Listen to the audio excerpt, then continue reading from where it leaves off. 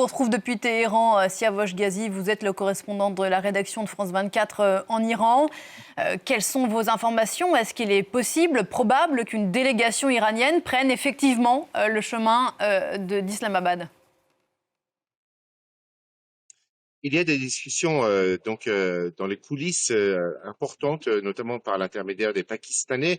Dans la nuit, vers 1 heure du matin, hors local, le président du Parlement iranien, Mohammad Bagher Ghalibaf, qui avait dirigé la délégation iranienne aux négociations d'Islamabad, le premier round des négociations, a publié un tweet en affirmant que tant qu'il y a des menaces et le blocus, l'Iran n'ira pas à Islamabad pour de nouvelles négociations.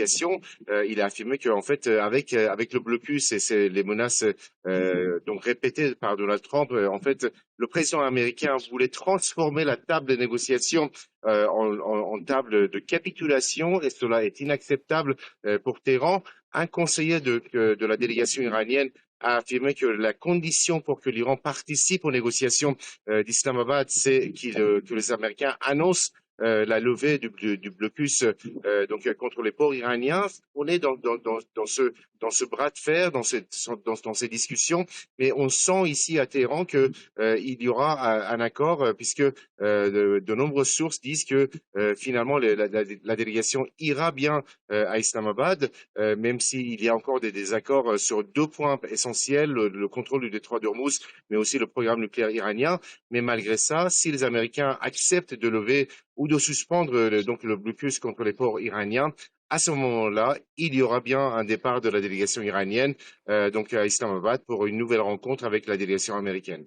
Vous l'avez évoqué à l'instant, l'un des nœuds de ces discussions, si elles ont effectivement lieu au Pakistan, c'est la question du nucléaire, question sur laquelle l'administration américaine a fluctué, a varié ces dernières semaines, ces derniers mois.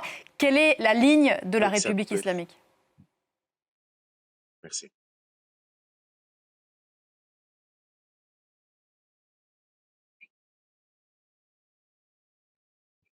Je ne sais pas si vous m'avez entendu, je vais vous répéter ma question, Siavosh, si vous m'entendez. Sur la question du nucléaire, quelle est la ligne de la République islamique? C'est une ligne de fermeté côté iranien. Pas question d'envoyer à l'étranger, en particulier aux États-Unis, les stocks d'uranium enrichi de Téhéran. Ça a été répété encore hier par le porte-parole du ministère des Affaires étrangères, qui a affirmé qu'il n'a jamais été question d'envoyer à l'étranger les stocks d'uranium enrichi de Téhéran. En revanche, sur cette question de stocks iraniens, l'Iran, avant même le début de la guerre, avait affirmé que Téhéran était prêt à diluer le niveau d'enrichissement en particulier de son stock d'uranium enrichi à 60%. Ça, c'est une concession de la part de Téhéran. Cela peut être amené à moins de 5%, à 3,67%. Cela s'est déjà passé dans le passé, parce que si on reprend par exemple les rapports de l'AIOA, on voit à un moment donné que l'Iran avait tant de kilogrammes d'uranium enrichi à 20%, et puis dans le rapport suivant, ce volume avait baissé parce que l'Iran avait besoin d'uranium enrichi à 3,67%, et donc sans même l'annoncer officiellement, il y avait eu une dilution de ce stock. Cela est possible, et l'Iran est prêt à le faire.